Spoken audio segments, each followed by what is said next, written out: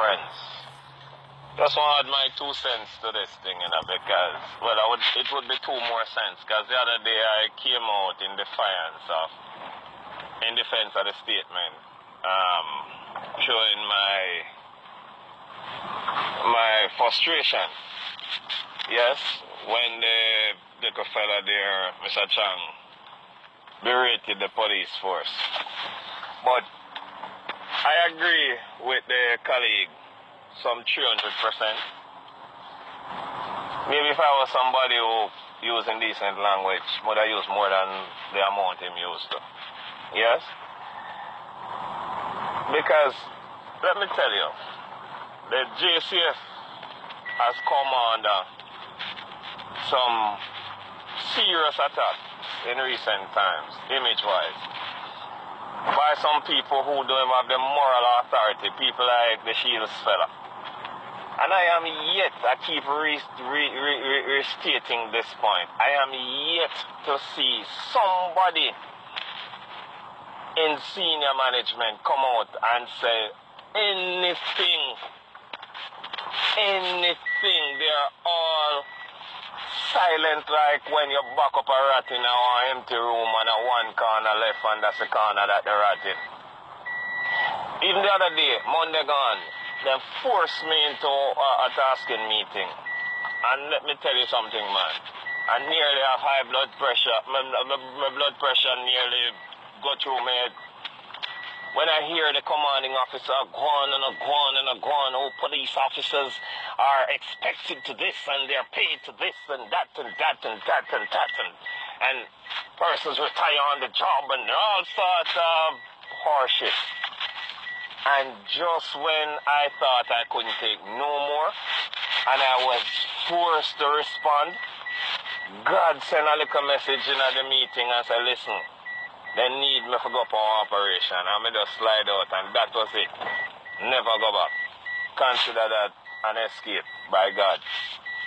Because, let me tell you, with all what is happening, I am yet to hear somebody. Imagine, you think that we could get up and say we hearsay.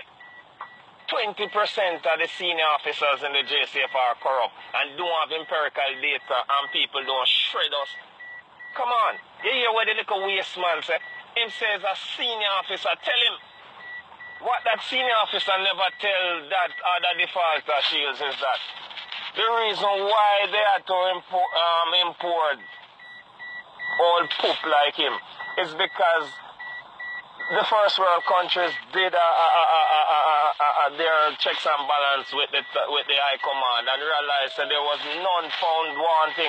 There was none to really sit in the chair that had the moral integrity to command the respect to lead the force. James Forbes was probably the last person who civil society held in good light and he met his demise. We all knew about that. You understand? So, when the senior officer told him that 20% of the force was corrupt, I would want to ask Mr. Shields if it's in the officer corps in talking about. Because them don't have no integrity up there either. And I say that without any reservation. Because if civil society and other movers and shakers in society had any regards for people in the high command, they wouldn't have to be importing people like Shields and inferring them, or worse yet, Mr. Anderson. Because let me tell you, for you to carry a man who is the Prime Minister's advisor is a conflict of interest. And I keep saying this from the day the man take the baton and take the oath of office. I said this can't be right. The man is an advisor, the man is an advisor to the Prime Minister. So he can't be a PMP. He cannot be an NDM. He can't be from Marcus Garvey People's Progressive Party. He cannot be. He has to be aligned to the ruling party. And as a commissioner of police who's supposed to be neutral, that is a conflict of interest.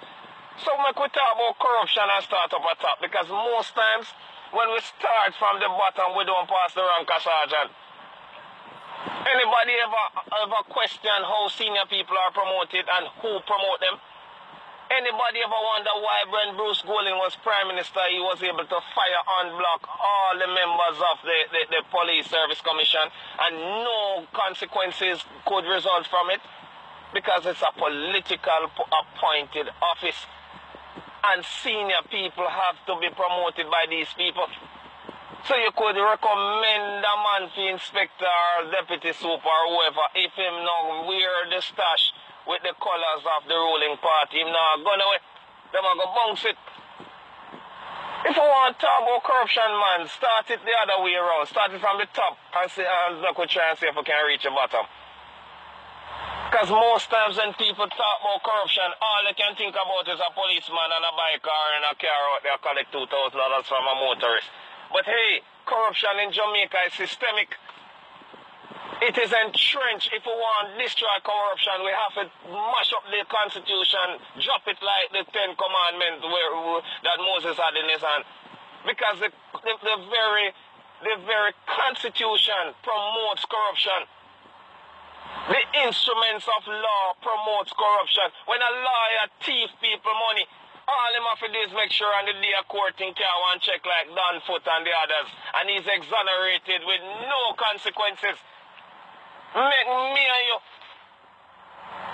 Nobody giving up on money and we misappropriate it.